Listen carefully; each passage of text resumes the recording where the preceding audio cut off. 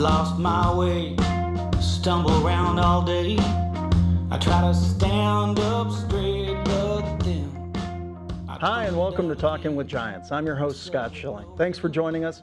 Always a pleasure to have you with us each and every Saturday. Now, I like to start with my pregame prayer, so here we go. Lord, allow the words that I share today to positively impact 100% of the lives in this audience in one way, shape, or form. Only you know who you sent here to hear this message.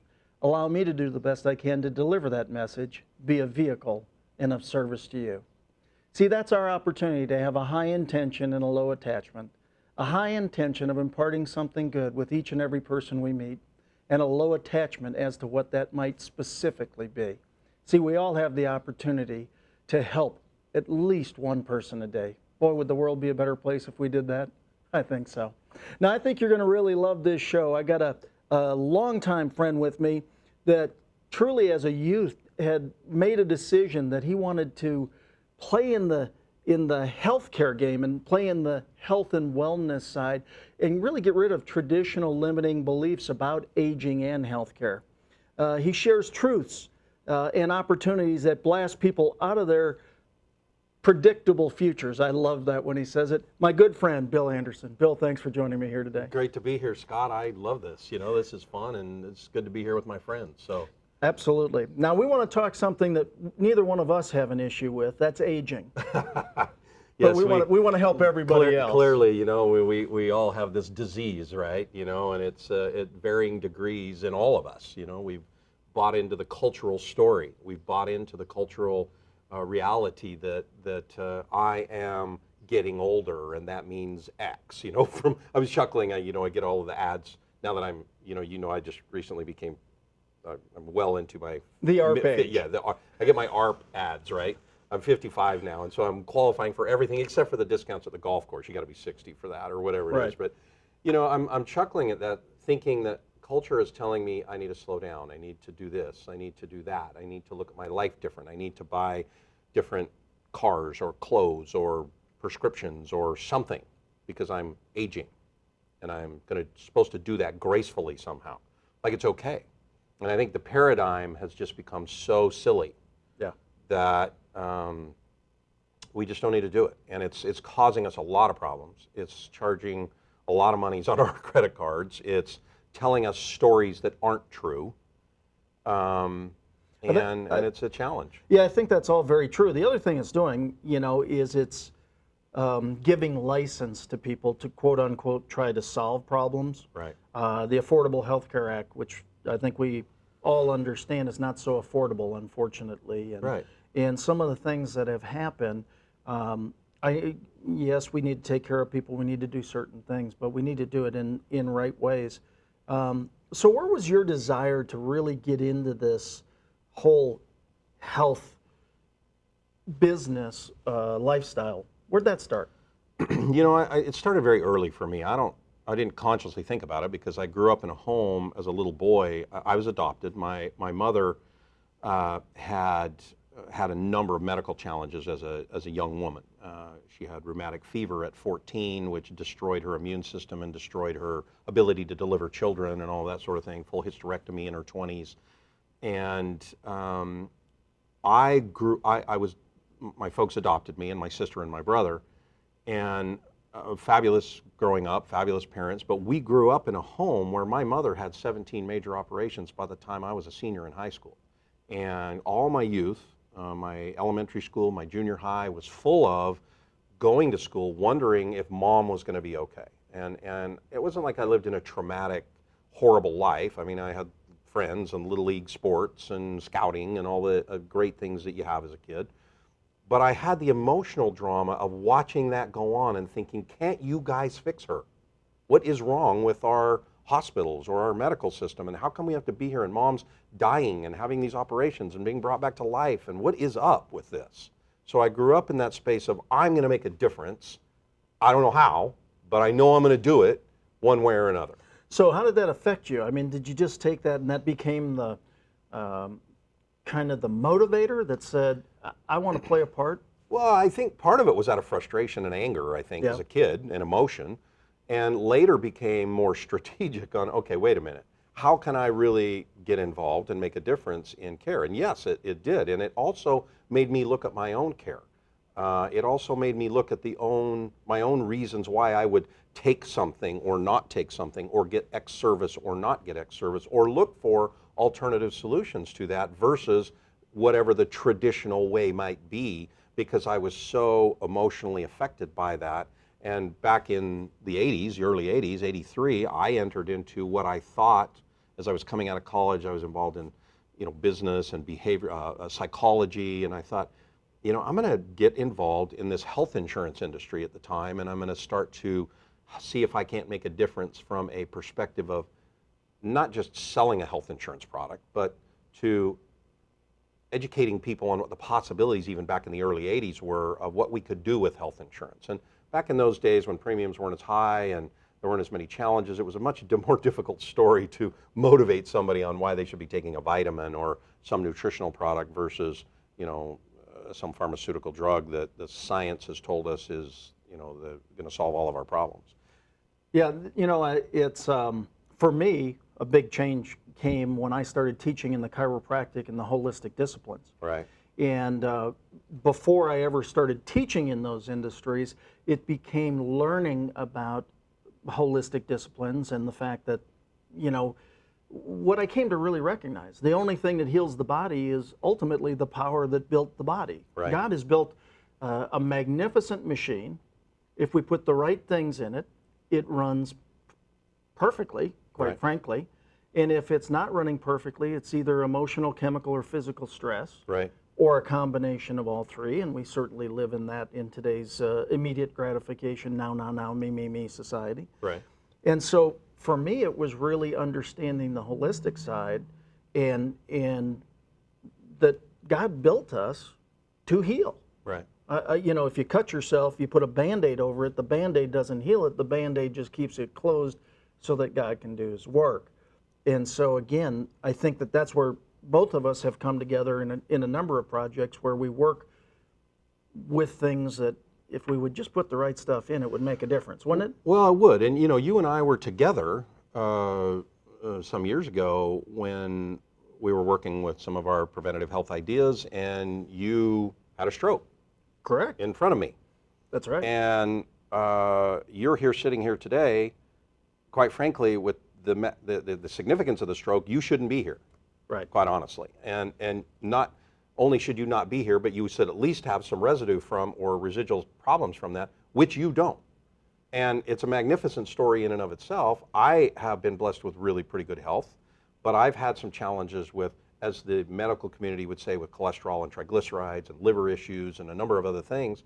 I've tried to obey all the laws of health. I don't drink, I don't smoke, I eat pretty well. You know my lifestyle.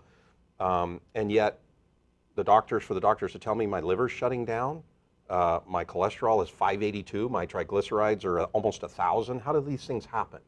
And so a lot of this aging stuff, some of it, like I'm sure my mom didn't wake up one day and say, I want to have rheumatic fever today. This is an awesome thing. I'll eat whatever, bad food, and it'll give me rheumatic fever. Right.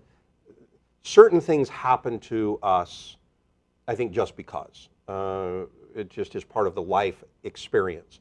What I think matters, though, is what we intend to do about the stroke, the liver issues, the health issues, what my mom has done. My mom's now had 70 operations. She's still alive. There's no reason she should be alive. Medicine says she has 5 different diseases, and she takes 28 different drugs a day to solve the problem. My father is an awesome guy. He's one of the top 5 research chemists in the world in his field. He's retired now. So his mind is a science or a follow protocol mind as a research guy. Right. So it's been very difficult for him to step out of into the alternative world and say, wow, okay, how do I take on something new in this new ageless world? It's been very difficult because we've grown up that doctors are gods and we got to follow them. And Right. the hospitals are gods and they tell us certain things.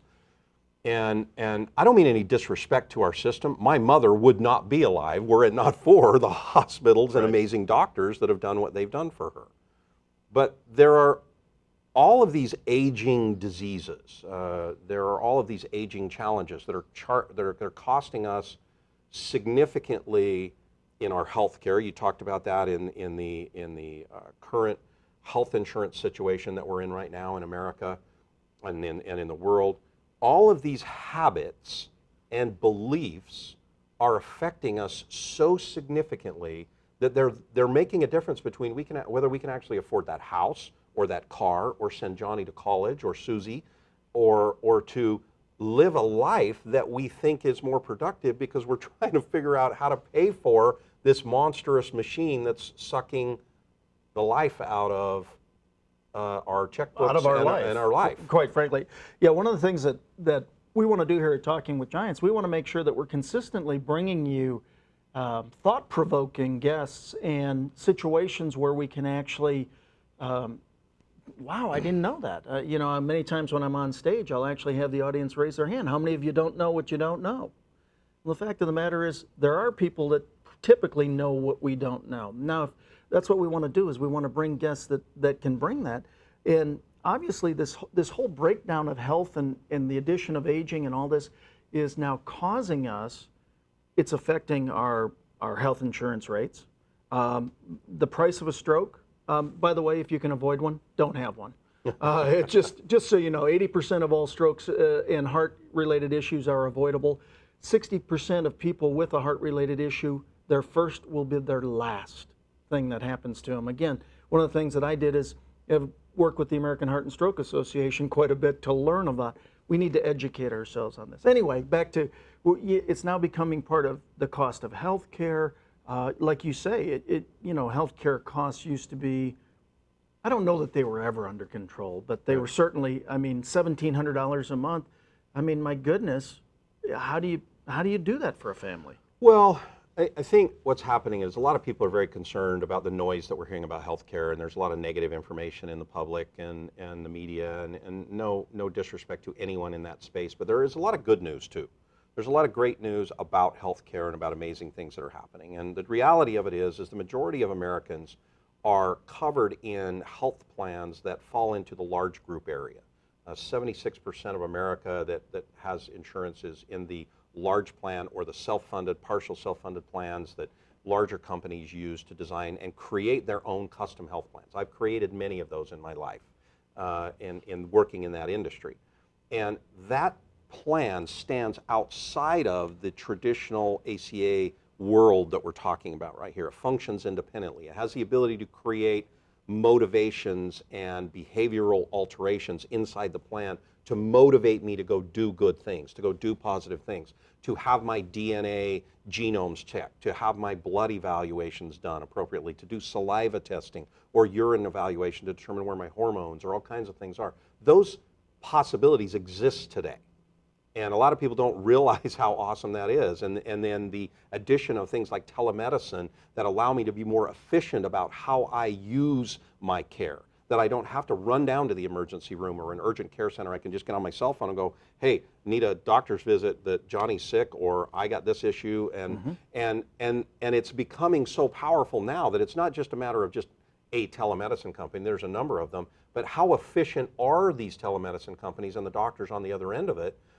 I talked to a guy on my last telemedicine visit a couple of weeks ago. I had a sinus infection. I had some hay fever, and it started to turn into a cold. The guy I talked to was a 16-year veteran of the emergency room. He was an emergency room lead doc.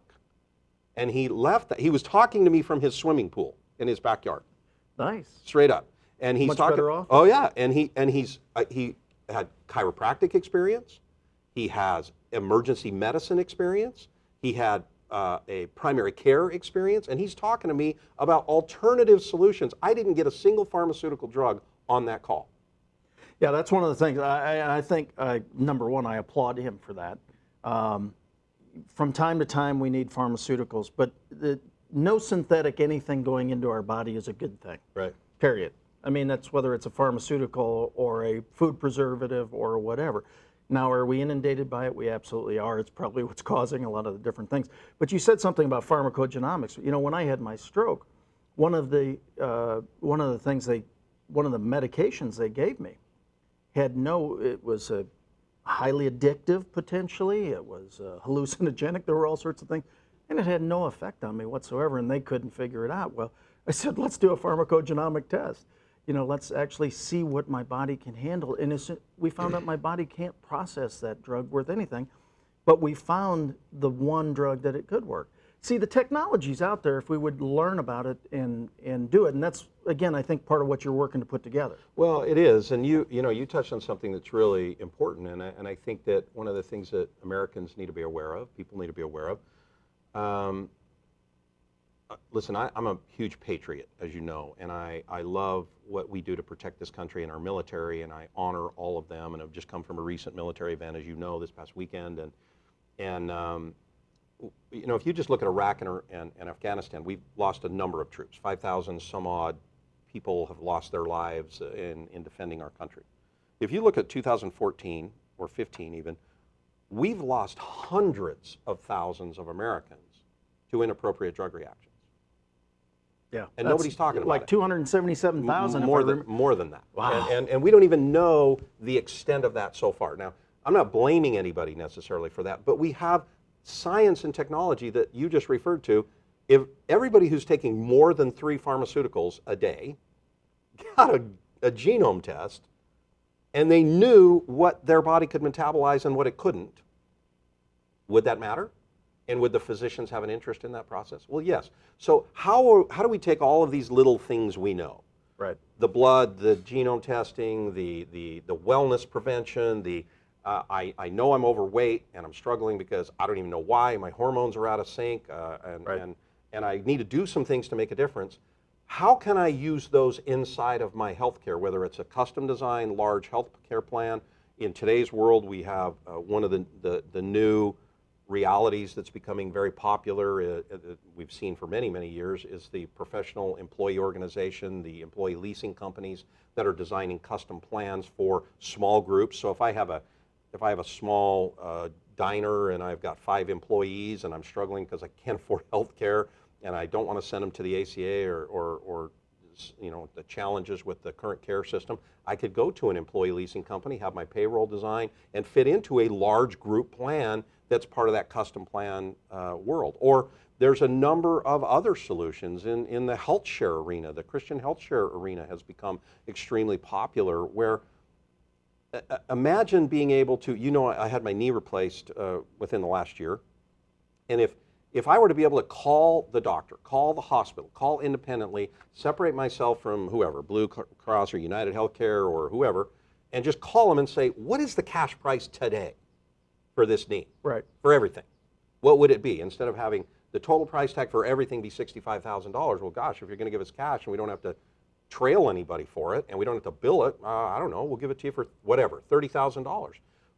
What would be so hard in having my carrier call and negotiate that price and transact right now? Well, guess what? Those kinds of things are happening today. Yeah, and a lot of people really don't know exciting. that. Yeah. And that happens a lot today. And there are plans that people can engage in. And what does that translate into at the end of the day? If I want to participate in a plan like that, well, if I'm fat, which clearly I have some sugar issues, I like a donut occasionally.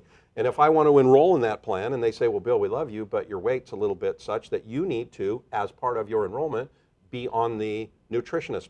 You need us having a nutritionist assigned to you. Or if I smoke, we love you. We'd like you to stop smoking because we know that it's not good for you, so you have to be on a non-smoking program. Or if I have an alcohol problem, I may drink some alcohol, but if I have an alcohol problem, I need to be in a program to eliminate that from me. So lifestyle choices that we know scientifically are going to make a difference, or if I'm eating too much sugar, or if I'm taking too many pharmaceuticals, or if I'm da-da-da-da-da, there's a whole list of things. Right. So the question has to be asked at the end of the day, is my disease a choice? Is my problem a choice? If I have the ability to go to the industry, to go to the system and change my outcomes of premiums and everything else, what is this really all about? Am I actually really in charge of my care? So where is this all going? When you look at all these different areas of opportunity and you can take and put this together, it seems as if you should be able to design something pretty darn efficient. Well, the answer is we can. The answer is we have. There are employers, there are people that are experiencing the kinds of things that we're talking about right now. I mean, just as an example, in the health share arena, you have companies that are offering premiums to, or not premiums, but are offering health shared amounts to families in the neighborhood of $450 a month for a family shared coverage.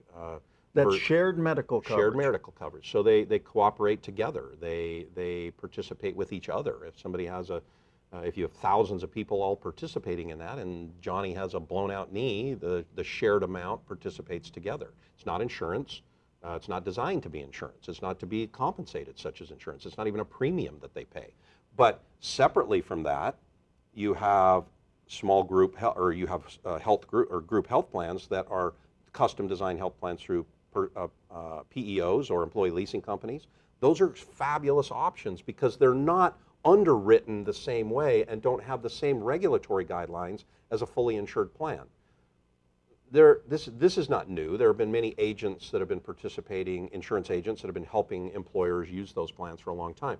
But we're digging even deeper into the pool of how can we really help people alter their beliefs and alter their visions of, am I aging versus agelessness? What really matters? And how do I really ultimately affect my long-term care like my mother? My mother's Right. care now, agelessness is not a discussion for my mother. It is for me.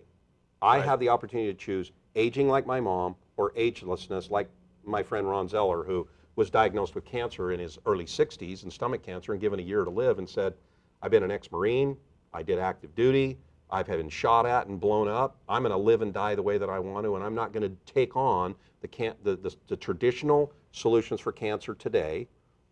He lived till he was 82. I went to his funeral a few months ago, completely free of cancer. It's amazing. All of his own, and oh, by the way, between 60 and 82, won over 100 gold medals in various categories from powerlifting to whatever else. Did he prove agelessness? He ran a 100-mile race in his late 70s, completed the race. I got to get a taste of Ron, my old friend, and learn some amazing things from Ron in my own life about my own health. And he was a massive mentor to me. I'm sad that he's gone, but I also honor the story. And if it's the last thing that I do in my life, it's going to be making an alteration, really, truly, as he did, in that Phoenix moment, if you will, that Right. we all go through. What has been mine? I don't want to talk about aging anymore. I don't want to talk about the possibilities of being a diabetic or a whatever, or I've got cancer or my liver shuts down. Aging is over. It needs to be over for all of us to a certain extent, and we can control our own destiny in that space. Yeah, I don't think there's any doubt about that. Like I say, I feel very honored to be teaching in the holistic space many times and working with some of the best holistic practitioners. And I know that when I had my stroke, I mean, again, there's certain things, but I was on 7 medications immediately upon that, and proud to say, within 100 days, I was off 6 of the 7. Right. I still have the one, and we still debate back and forth whether, I need to be on that or whatever. Yeah, okay, I'm deferring to the experts on that one. But the fact of the matter, I personally noticed one that, quite frankly, so many people are on, cholesterol medicine. They put me on cholesterol medicine. In 90 days, I started forgetting things. I started being forgetful. I actually noticed it, and I said, I want off this thing while I still know that I should be off this thing. Right. And so again, I mean, I think that, I know we've covered a lot of ground here, some really broad spectrum here, but the reality is all of this is part and parcel of each other. And we've got to take some responsibility, and we've got to learn about these things. So are we perfect at this? Absolutely not. I'm not trying to suggest that, Right. but do we work to get better and try to inform people on it? How do we stay in more of the wellness side as opposed to the aging side, and what things can we do day in and day out? Well, I think it's an aggressive education, but I think that we have to acknowledge that traditionally what we've been doing isn't working. I mean, it's obvious. We're bigger than we've ever been. We've got a large America. We've got a lot of things we're eating. We know we shouldn't be eating and doing. We're not doing some of the things we should be in exercise and personal psychology. We know we can do these things, and we know we can do better. And we know there's alternatives out there to do it. We know that we could become more ageless in our thought, but it starts with, I think, massively taking responsibility for me. Like, what did I eat for breakfast today? What did I do for me today? What did I put in me today? How am I thinking today? Am I angry? Am I frustrated? Am I all of those things? And start to, this is where it comes back to, we're Father in Heaven's children. We're not designed to be screw-ups like this, Right. and to think those kinds of thoughts. But we do because we have some natural humanness. I think we need to think more of ourselves, serve each other more efficiently, talk to each other with a more positive nature, and know that we're all a work in progress. And this work in progress could be an ageless work in progress of something positive. It doesn't have to be a negative view. I have a responsibility to make sure that my life is a healthy life. And I think I have a responsibility to help serve you as my friend do the same. And we can work together better. And there is information. We've got a lot of information that people could access from the show. I'm thrilled to be here, and I know we have a lot of subjects we could touch on more and do a deeper dive into that would be a lot of fun. Yeah, and I think we're going to have to, unfortunately, save that for the next time as we're running short on time. But we want to make sure that you know, we're going to be putting, talkingwithgiants.com, we're going to be putting all this information together. Again, Talking with Giants is about bringing you critical information so you can make better choices going forward, so that you can live the totally fulfilled life that God's put you on this planet to live. It's our opportunity, our invitation to be able to provide you with this. Make sure you tune in each and every week here at Talking with Giants on the UA Network. Hi, this is Scott Schilling, your host for Talking with Giants. Recently, I discovered that somewhere around the world, a child dies every 5 seconds due to malnutrition, the lack of access to clean drinking water, or insect-borne diseases. It's a human tragedy that's so easy to prevent. In fact, when I began looking into what people like you and me can do, I discovered a company who's sending life-saving products to the world's most needy children and their communities. World Impact Solutions is dedicated to address these issues head-on. Could you join me in this mission? Simply go to WISSavesLives.com and purchase any or all of the life-saving products in any quantity. World Impact Solutions will make sure that children in more than 70 countries will benefit from your generosity. I know I can count on you. World Impact Solutions makes it simple.